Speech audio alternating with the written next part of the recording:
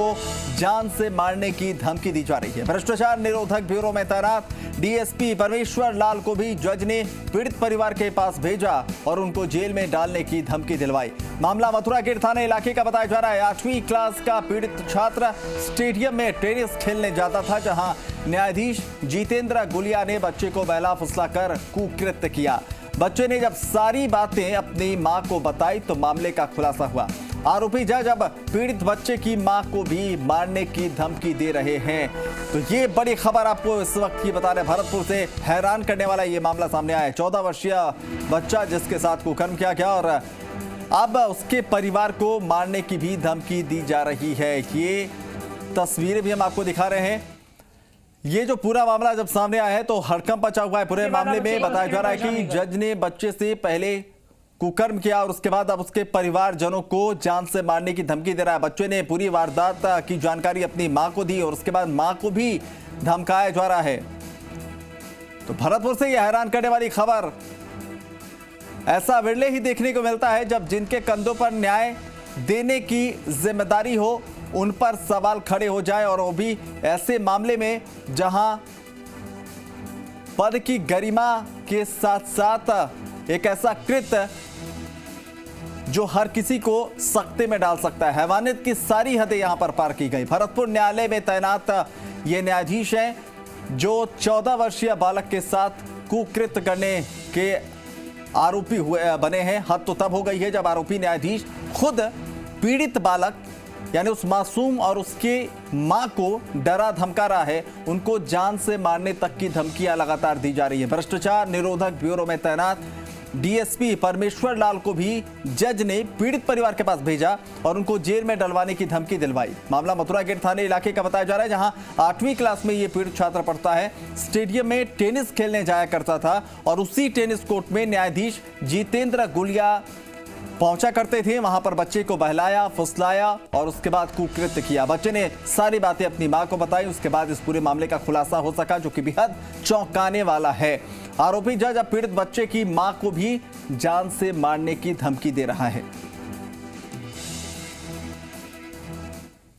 तो चलिए इस मामले में परिवार के लोगों की बातें भी आपको सुना देते, इस हैवानियत पर और उसके बाद मिली धमकी पर पीड़ित परिवार का क्या कुछ कहना है। एक बच्चे के साथ जो घटना घटित हुई है इसके बारे में सबको पता होगा। उस बच्चे के साथ में जो कुकृत्य किया गया है वो बहुत गलत किया गया है। उसके लिए न्याय के लिए हम लोग लड़ रहे हैं और हमें ही उल्टा झूठा फंसाने के पूरा प्रयास कल भी किया गया। कल यहाँ के जो परमेश्वर लाल यादव हैं एंटी करप्शन के, उन्होंने द्वारा मुझे फंसाने का पूरा षड्यंत्र किया गया। मुझे पूरे बाहर बुलाने की कोशिश की गई। बोले कि रिश्वत में तुम्हें फंसाएंगे। ये सब कुछ मुझे धमकियां दी जा रही हैं। कल से काफ़ी टेरलाइज किया जा रहा है। अंशुल सोनी उनका जज साहब का एक स्टेनो है, उसने पूरी तरह धमकी दी है कि वो मुझे फंसा कर दम लेगा। यहाँ भी जब मैं अपनी बात कहने आया हूँ, बच्चे को लेके आया हूँ, तो मुझे भी कटाक्ष भरे सवालों से दागा जा रहा है इनडायरेक्ट वे में थाने में।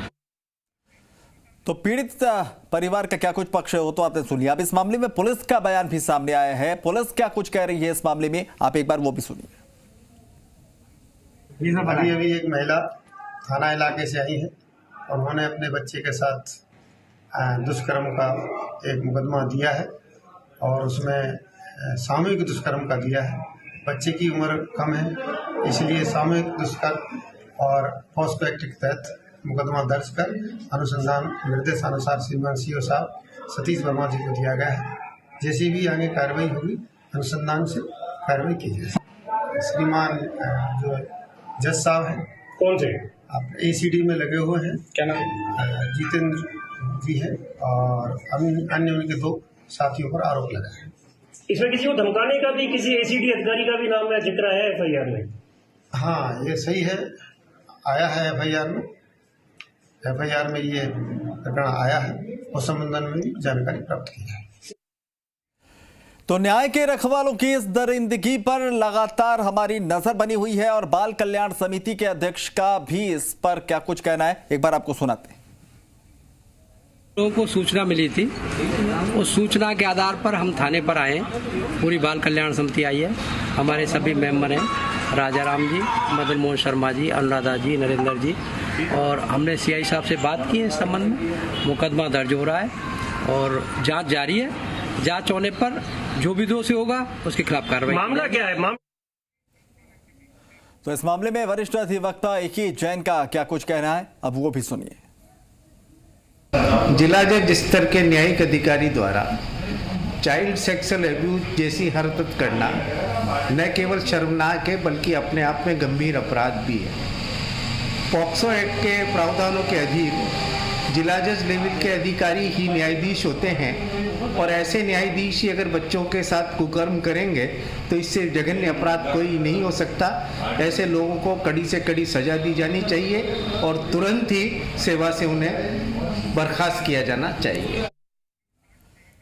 तो वाकई हैरान करने वाला ये पूरा मामला है, क्योंकि एक 14 साल का बच्चा जो कि टेनिस कोर्ट में टेनिस खेलने जाया करता था, उसे इस बात का इल्म नहीं था कि वहां पर किसी दरिंदे की नजर भी उस पर गड़ी हुई है। आरोप है कि वहीं पर यह आरोपी जज भी जाया करता था और वहां पर उसने बच्चे को बहलाया फुसलाया और उसके बाद कुकृत्य को उसने अंजाम दिया। और उसके बाद सबसे जो हैरान करने वाली बात है कि एक तो पहले शर्मनाक करतूत को अंजाम दिया, उसके बाद जो पीड़ित परिजन है उसे लगातार डराया जा रहा है, धमकाया जा रहा है, यहां तक कि जान से मारने की धमकी दी जा रही है। ये कहीं ना कहीं इंतहा है कि जिनके, जो बार बार मैं जिक्र कर रहा हूं कि जिन पे के कंधों पर न्याय देने की जिम्मेदारी है, जिन्हें न्यायमूर्ति के तौर पर जो है हम देखते हैं, वो अगर इस तरह के कृत्य अगर करते हैं तो इससे ज्यादा शर्मसार घटना शायद ही आपने कहीं देखे या सुनी होगी। क्या कुछ इस ये पूरा मामला एक बार आपको सुनवाते। जो भी कह रहा है मैं माफी मांग लेता हूँ बस। हाँ ठीक है, बच्चे से माफी मांगी। अच्छा हर्ष, आई एम वेरी सॉरी और मेरी तरफ से कोई डरने की जरूरत नहीं है। ऐसा ना मैं तुम हो और मैडम आपसे भी वेरी सॉरी। बैठ जाओ भैया, मेरे बच्चे का जीवन बर्बाद हो गया, आपको जल्दी जल्दी हो रही है। एक मिनट देखो बस मैटर क्लोज करना है। जीवन बर्बाद किसी का भी नहीं किया मैडम। तो बिल्कुल पूरी तरीके से मानो। हाँ ठीक है, मैं मान लेता हूँ। आइंदा इसके साथ में आड़े आओगे, स्कूल जाओगे। क्या किया बोलो आप इसके स्कूल जाओ बेटा। अरे नहीं करता, मैं तो ऐसे नहीं करता, नहीं करूँगा। सुन, तेरे सामने मना कर रहे हैं, नहीं करूँगा। तो आपने सुना कि किस तरीके से अपने गुनाहों को मानते हुए भी नजर आ रहे देवेंद्र हमारे सहयोगी इस वक्त ज्यादा जानकारी के साथ जुड़ रहे हैं फोन लाइन पर। देवेंद्र, सबसे पहले आपसे जानकारी जुटाएंगे इस पूरे मामले पर, उसके बाद संगीता बेनीवाल भी हमारे साथ फोन लाइन पर हैं, उनका भी रुख करेंगे, उनका पक्ष भी जानेंगे। क्या कुछ इस वक्त चल रहा है? शिकायत दर्ज कराई गई है जहां तक जानकारी दोनों ही तरफ से, क्या कुछ जानकारी अब तक, क्या कुछ अपडेट इस पूरे मामले में? देखिए मैं आपको बताना चाहूंगा, इस पूरे मामले में दोनों तरफ से एफआईआर दर्ज की गई है। पीड़ित पक्ष की ओर से भी एफआईआर दर्ज की गई है। वहीं जो जज हैं जिन पर आरोप लगा है उन्होंने भी एक एफआईआर दर्ज कराई है, जिनमें उन्होंने कहा है कि उन्हें ब्लैकमेल किया जा रहा है, उन्हें फंसाया जा रहा है, उनके खिलाफ साजिश रची जा रही है।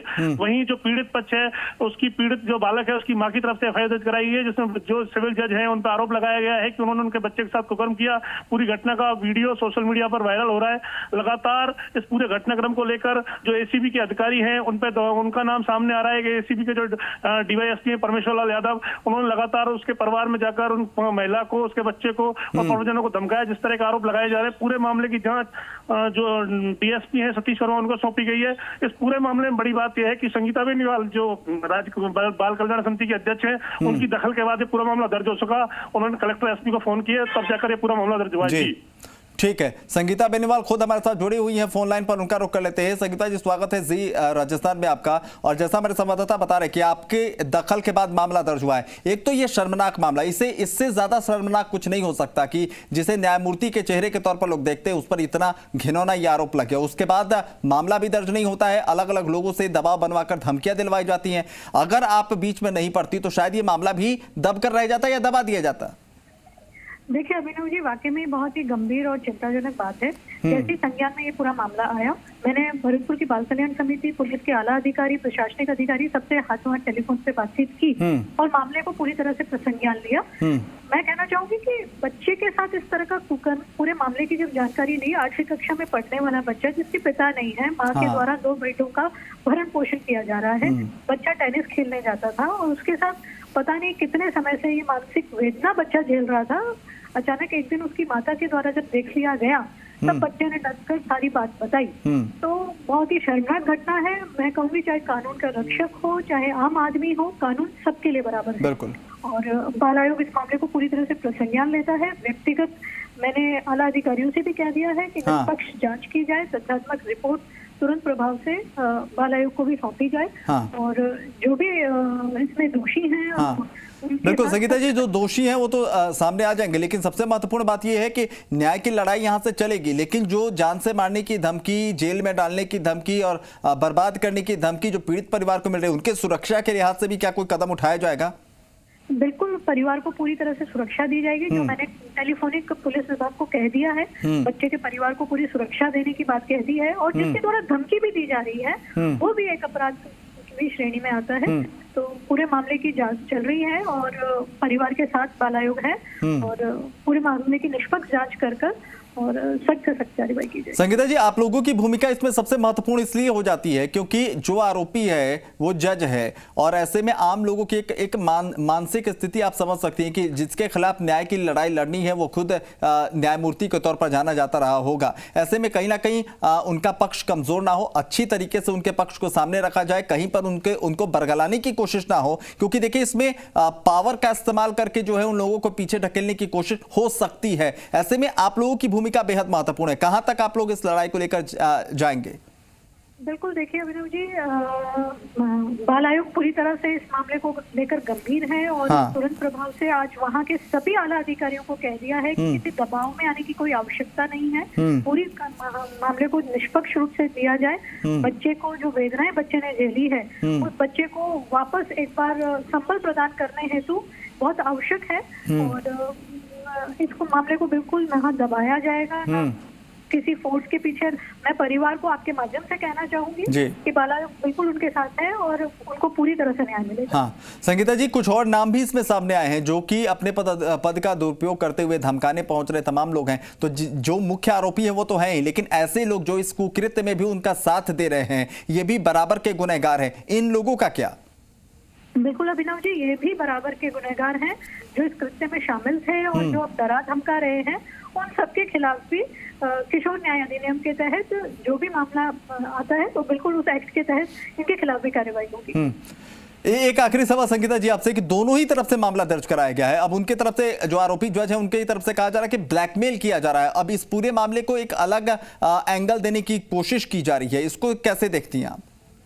देखिए अभिनव जी, जैसे ही पुलिस की तथ्यात्मक रिपोर्ट आ जाती है, पूरे मामले की जानकारी मिल जाती है, तब मैं आपसे पूरी बात साझा करूंगी। परंतु हाँ, बाल आयोग उस बच्चे को लेकर काफी संवेदनशील है और पूरी तरह से बच्चे को चाहे सपोर्ट पर्सन की आवश्यकता हो, चाहे संबल की प्रदान हो,